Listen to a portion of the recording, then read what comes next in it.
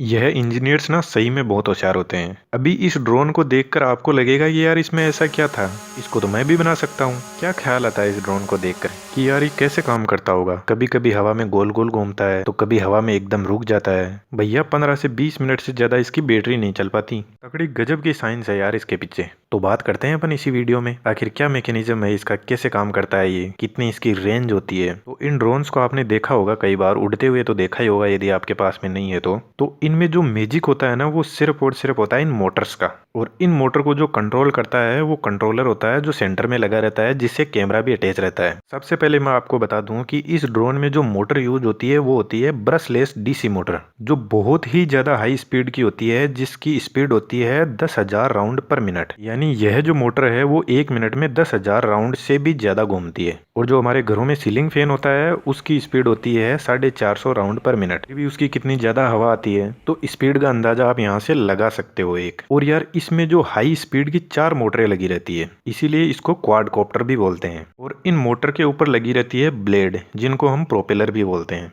और इन प्रोपेलर्स की डिजाइन कुछ इस टाइप से होती है कि यह हवा को कट करती है और ड्रोन को लिफ्ट फोर्स प्रोवाइड करवाती है, यानी हवा के प्रेशर से ड्रोन को ऊपर तक खींचती है। तो सबसे पहले ड्रोन को उड़ने के लिए इस मोटर्स को हाई स्पीड पे घूमना होता है। जब ये मोटर हाई स्पीड में घूमेगी तो एयर को कट करेगी और जो प्रोपेलर है उनसे लिफ्ट फोर्स प्रोड्यूस होगा और वो ड्रोन को ऊपर की तरफ खींचेंगे और ड्रोन हवा में ऊपर की तरफ जाने लग जाएगा, जिसे हम क्लाइंबिंग स्टेज भी बोलते हैं। अब जब अपना ड्रोन जरूरत की हाइट पे पहुंच जाता है, जो मोटर्स है उनकी स्पीड को थोड़ा कम कर दिया जाता है ताकि उनसे उतना ही लिफ्ट फोर्स प्रोड्यूस हो जितना वो हवा में बैलेंस हो सके अपना ड्रोन। और यहाँ पर मैं आपको एक चीज बता दूं कि ये जो चारों की चारों मोटर है वो एकदम सेम स्पीड पर रोटेट करती है। यदि एक भी मोटर की स्पीड ऊपर नीचे होती है तो ड्रोन हवा में बैलेंस नहीं होगा, वो इधर उधर भागने लग जाएगा। इन चारों मोटर की स्पीड कंट्रोल करता है ये बीच में रखा हुआ कंट्रोलर। पर यहाँ पर एक इंटरेस्टिंग चीज यह है कि इस ड्रोन में लगी 2 ऑपोजिट डायगोनल प्रोपेलर्स एक साइड में घूमते हैं तो दूसरे 2 ऑपोजिट डायगोनल होते हैं वो दूसरे साइड में घूमते हैं। यानी 2 ऑपोजिट डायगोनल घूमते हैं क्लॉकवाइज तो 2 ऑपोजिट डायगोनल घूमते हैं एंटी क्लॉकवाइज। और ये अपनी मर्जी से नहीं घूमते हैं, इनके पीछे साइंस होती है।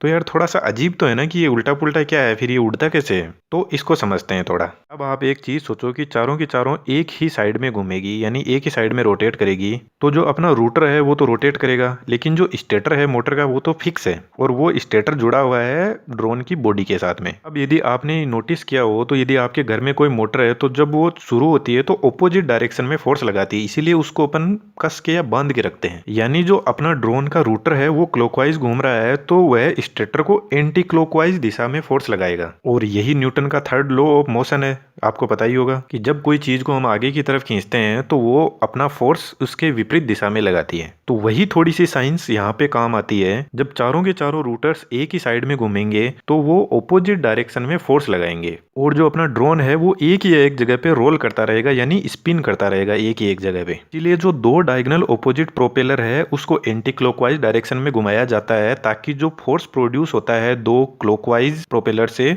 वो कैंसिल आउट हो जाए अपने आप, और जो अपना ड्रोन है वो रहेगा एकदम बैलेंस स्टेबल। लेकिन मान लो अपने को कभी ड्रोन के कैमरे से ऐसे व्यू लेना पड़ जाए जिसमें ड्रोन ऐसे रोल करता रहे, स्पिन करता रहे और कैमरे से एकदम शानदार सा व्यू आ जाए, तो उस कंडीशन में क्या होता है कि जो 2 ऑपोजिट डायगोनल प्रोपेलर्स है उनकी स्पीड को थोड़ा कम कर देंगे, तो जो ऑपोजिट फोर्स है जो हाई स्पीड में प्रोपेलर्स घूमते हैं वो कैंसिल नहीं होगा, और कैंसिल नहीं होगा तो अपना ड्रोन फिर से वहीं पे स्पिन करने लग जाएगा, रोटेट करने लग जाएगा, फिर ड्रोन से आएगा ये वाला व्यू। और इन सब प्रोसेस को अपन कंट्रोल करने के लिए यूज में करते हैं ड्रोन का रिमोट कंट्रोल। लेकिन इस रिमोट कंट्रोल के पीछे जो ये मोटर्स का जो मैकेनिज्म होता है वो इस तरीके से काम करता है जो मैंने आपको भी बताया। अब ड्रोन को फॉरवर्ड बैकवर्ड करने का मैकेनिज्म कुछ इस टाइप का होता है कि जैसे अपन ड्रोन को अपना हवा में स्टेबल है, उस कंडीशन में क्या करते हैं कि जो ड्रोन के 2 आगे के प्रोपेलर्स है जो आप देख पा रहे हो इनको, इनकी स्पीड थोड़ी कम कर देंगे और जो पीछे की 2 प्रोपेलर्स है उनकी स्पीड थोड़ी बढ़ा देंगे। तो क्या होगा, अपना ड्रोन है वो थोड़ा सा ऐसे टिल्ट पोजीशन में हो जाएगा जैसा आप देख ही पा रहे हो।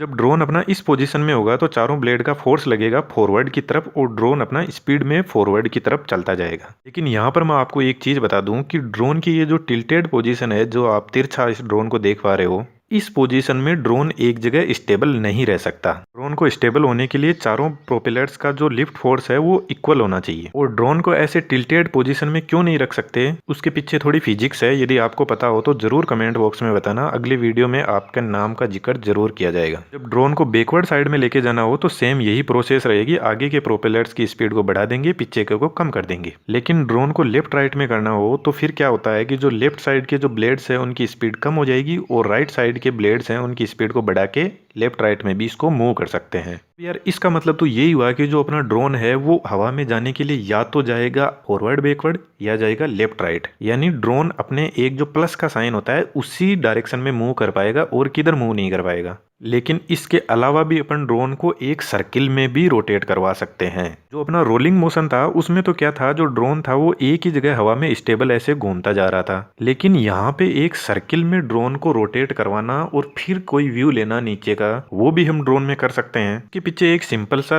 फिजिक्स का फंडा है, मैं आपको बता देता हूँ। यदि आपने कोई चीज को ऐसे गोल गोल हवा में घुमाया हो, आपका जो ऑब्जेक्ट है उसकी वेलोसिटी के जो फोर्स लगता है ना वो उसके परपेंडिकुलर डायरेक्शन में होता है। वही सिंपल सा फंडा यहाँ पर यूज होता है। जब ड्रोन अपना फॉरवर्ड डायरेक्शन में जा रहा होता है तो जो अपना रोलिंग मोशन होता है उसकी हेल्प से अपन ड्रोन को ऐसे सर्किल में इजीली घुमा सकते हैं। जैसे मैं बताऊं आपको कि आगे के प्रोपेलर्स की स्पीड कम हो जाएगी, पीछे के प्रोपेलर्स की स्पीड ज्यादा हो जाएगी। अब स्पिन करवाने के लिए क्या करना होता है, जो सिग्नल ऑपोजिट प्रोपेलर्स होते हैं उनकी स्पीड को थोड़ा कम कर देंगे। तो जो पहले जो ड्रोन घूम रहा था एक ही जगह पे, अब वो एक सर्किल में घूमने लग जाएगा और एक शानदार सा व्यू लेगा।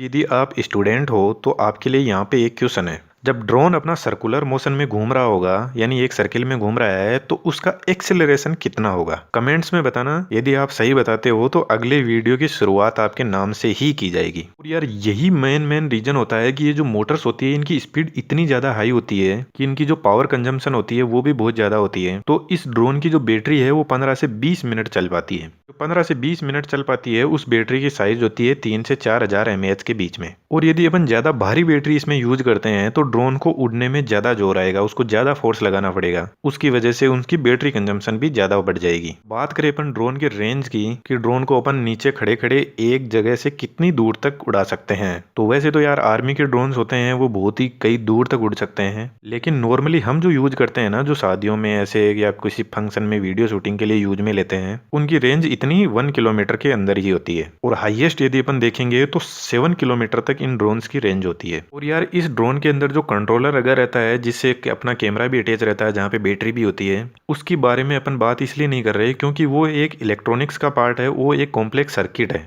तो यदि उसको अपन डिस्कस करेंगे तो वो एक अलग ही टाइप की इंजीनियरिंग है। उसको समझने के लिए आपको इलेक्ट्रॉनिक्स में इंजीनियरिंग करनी ही होगी। तो यदि आप सोच रहे हो कि आप ड्रोन घर पे ही बना सकते हो, इसमें ऐसा कोई कॉम्प्लेक्स सिस्टम तो नहीं है, जो ब्रशलेस डीसी मोटर्स होती है वो अमेजन पे 200 रुपए की एक मोटर मिल जाती है, कंट्रोलर होता है वो भी आराम से मिल जाएगा आपको। यानी जो भी ड्रोन के इक्विपमेंट्स है वो आपको अमेजन पे आराम से मिल जाएंगे। और क्या ख्याल है आपका इसके बारे में, क्या आप बना सकते हो? तो जरूर कमेंट्स में बताना। और यार वीडियो आपको कैसा लगा वो भी कमेंट्स में बताना यदि अच्छा लगा हो। और यार चैनल को सब्सक्राइब करना ना भूले, क्योंकि ऐसे interesting video upon in future में भी बनाते रहेंगे, जिनको देख के आपको रियली में नॉलेज भी बढ़ेगा और आपको एक कॉन्फिडेंस भी बिल्डअप होता है कि यार क्या हम सही में ऐसा कुछ कर सकते हैं। और वीडियो देखने के लिए थैंक यू।